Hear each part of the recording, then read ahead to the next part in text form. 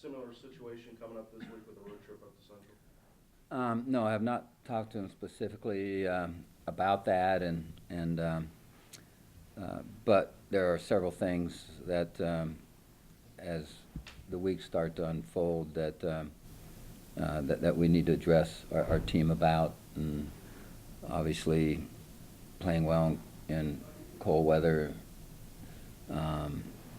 being able to finish off the season. It's something that we've talked about early on in the season. In fact, prior to the season, when we looked at what we wanted to be all about, and so we, as a staff, looked at it also, and we're looking at approaching things a little differently than we have in the past, practice-wise, and so far it's worked out fairly well, but we'll see. We're trying to make adjustments, do what we need to do on a weekly basis when you play in the middle of the week like we are here these last actually 4 ball games. There's some adjustments that need to be built in automatically. We need to look at finals. We'll be in the middle of finals basically for about a week and a half there. That will affect our last 2 ball games, regular season ball games, and how our guys approach that will be critical. They need to be on top of their studies right now. They need to get all their assignments in. They can't wait to the very end and be emotionally drained and physically drained from football and school and expect to step on the field, play well. So awful lot of issues that we do need to address. But you are right. One of those issues is how we finished the year off last year.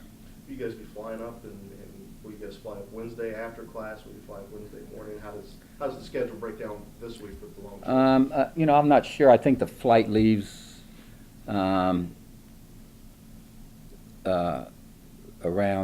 we leave around 2, so we'll be driving to the airport in the afternoon, flying in. By the time we get to where we land and get on a bus, it's at least a 45-minute drive to get to the hotel. We'll try to have a walkthrough at the hotel. Then the next day, get up and have our regular morning. We're going to try to incorporate at least a film session, if not another walkthrough on game day, and try to be on top of things and try to make the time go by. There's a long break there, with the night kickoff there. There's a Yeah. lot of time that you guys got to fill. Yeah, it is, and we've had to do it before. We've approached it several different ways. So, I think what we're doing is the right way to approach it, and that's to make sure that you just don't give them a tremendous amount of free time. There'll also be a study hall period for a number of our guys that will try to get some in maybe Friday night, and then also some in Saturday. What's the overall health of your ball club right now going into the Central Michigan game? It's fair. It's better than what it was in the middle of the year, although there's maybe 3 or 4 guys that were banged up and are not practicing right now, banged up in this last game.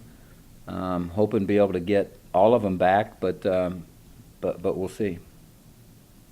Specifically, could you speak on the progress of Neil Wynn? Yeah, he's still not ready to start practice yet, so it'll be a little bit of time yet before he's able to get out there and start to contribute again. Is Ryan Boykin, is this a new thing with him, or just something he's had to fight through for the past month or so in terms of injuries?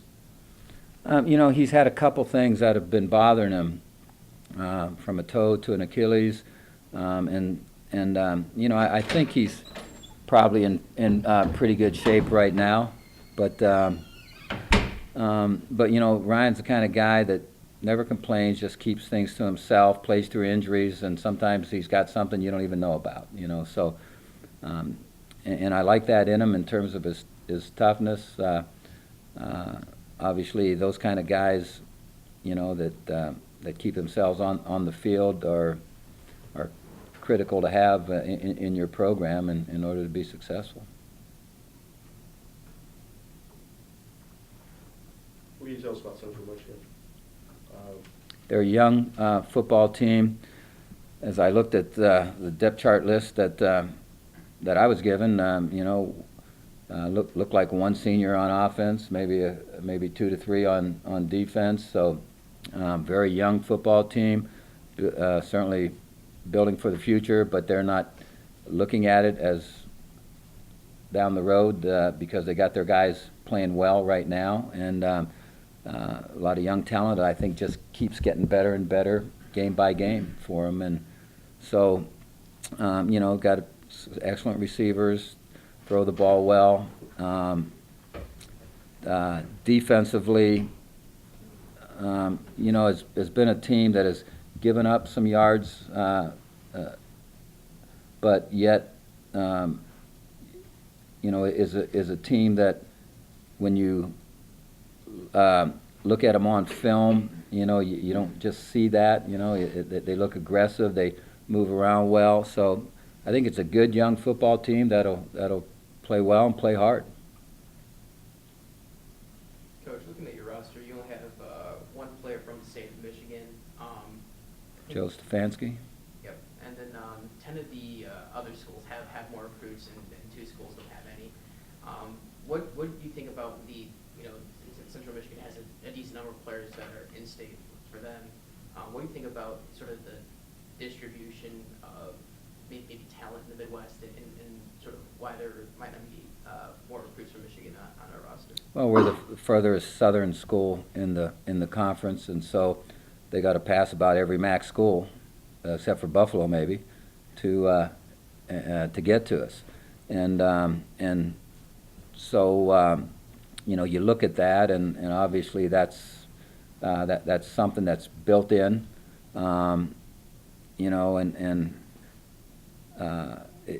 we will look at athletes in the state of Michigan. It's a really good football state, just like Ohio is. Yet we look at our staff, where we have connections, and what makes the most sense for us would be to kind of spot recruit Michigan. If you find a player that you really like and he has an interest in you, you recruit him hard. But we'll try to flood Ohio and then also some out-of-state areas, and you just can't be everywhere. And so you got to do what you think makes the most sense. And I think it's worked out pretty well for us. I like the talent that we have on our team, and so that's the approach we take, and that we'll keep on taking. Coach, where last week's focus was the main priority was stopping the run, this week's Central's pass attacks ranked 28th in the country. How much emphasis will you guys be putting on getting to the quarterback and having some tight coverage on there? We will emphasize stopping the run. Number one, especially if you got a good throwing team, because you cannot let them get their ground game going, because they are going to make some yards. They're going to put themselves in position to make points with the throwing game, no question about it.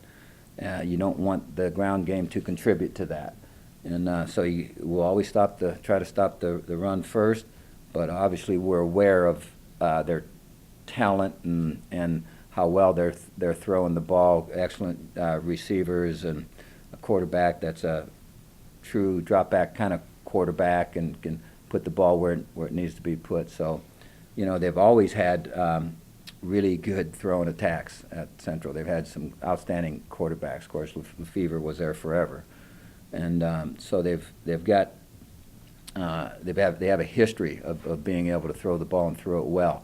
When we played them, in the championship game for the conference title, they also ran the ball very well, and so we got to make sure that doesn't get going. But you're right, putting pressure on the passer is, if they're going to throw the ball a lot, we need to have some pressure on the passer. Coach, excuse me. What do you think of the expansion of different conferences and how it's going to affect college football and how the Mid-American Conference fits into all that? I'm not so sure I have a handle on that. I'm not so sure a lot of people do. I think some decisions are being made, and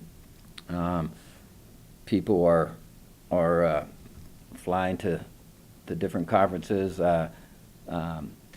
pretty quickly. And you know, how much of that is I'm sure these are intelligent decisions and they're well thought out decisions, but obviously on the surface, you know, there's some things to look at. You know, people will be traveling across country to play conference games, which is not generally what you're after. But you know, everybody does things to try to fit their own need, and that's what's happening right now. How to affect the MAC conference, I don't know.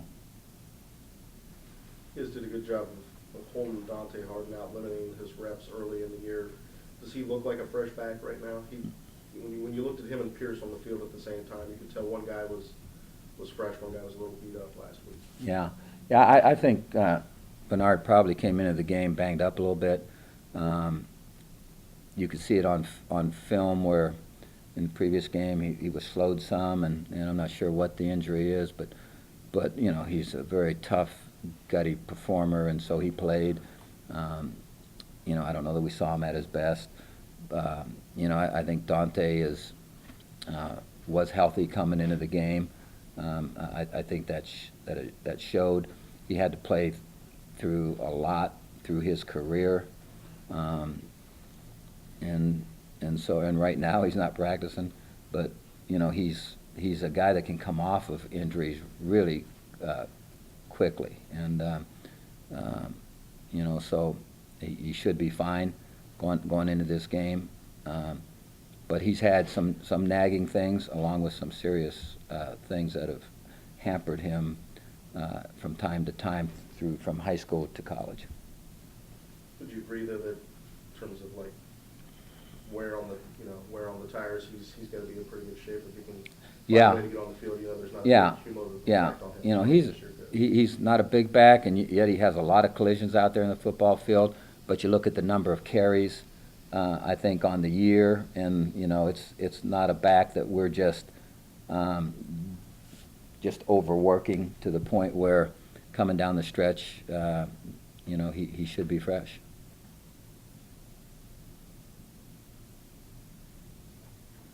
Coach, how misleading do you feel Central Michigan's 3-7 record can be? They've had a lot of close losses, especially in conference, and even a 2-score game to NC State, Yeah, ACC school. yeah. I think all records are somewhat misleading. Ours is somewhat misleading. You know, we could be 8-1. We could have lost maybe another one or two. I mean, so I throw records out the window. I really don't pay much attention to what a team's record is, because sometimes you're obviously not the same football team at the beginning of the year that you are in the middle of the year, and what you are at the end of the year. And so, to me, records mean absolutely nothing when we line up. They've got good talent. It's young talent, but they're playing hard and they're playing better all the time. So I expect it'll be a typical MAC game. Touch on Tyler Tettleton, who's already tied the single-season touchdown record. If he doesn't get hurt, he'll set, I don't know, probably half a dozen passing, not exactly set half a dozen passing records for you this year. And I know you expected him to be good, but this kind of production has to come out a little bit out of left field, doesn't it? Well, I think if you look at his career here, you know, we threw him into the fire as a true freshman in a situation where no one should be thrown into. But it was out of a necessity because of injuries, and at certain point in times in the game when we threw him in, we weren't ahead, and people knew we had to throw, and so they were buzzing around him the time he was in there, and so it was a tough start for any quarterback. But just knowing his personality, we knew that was going to be a huge plus for him. When he came out of spring ball, we knew he had a chance to really be good. And then that just continued through fall camp. So I guess from spring on, it became pretty clear to us that we had a chance to have maybe a special quarterback. Coach, when you're watching film on Central Michigan, are you looking more at their more recent performances or their most impressive performances? Like, what will you concentrate on the game against Ball State, since you played Ball State, Mhm. or against Northern Illinois to beat the Huskies, or Yeah. just the most recent stuff? No, we've broken them down pretty thoroughly, and so we've looked at a little bit of everything. You know, that's our approach. Sometimes you take the last 4 games and you know, that it makes sense at times to do that. Sometimes maybe you got to dig a little deeper. You know, and obviously we're going to be in a crunch when we get by this game, because the next 2 we lose a day with each of those other games, and so that'll be a little tougher on us. But you know, you try to break down as much as you can for every opponent, and sometimes that means 4 games, sometimes that means more. Anything else for Coach? All right. All Thank you, right, Coach. thank you, guys.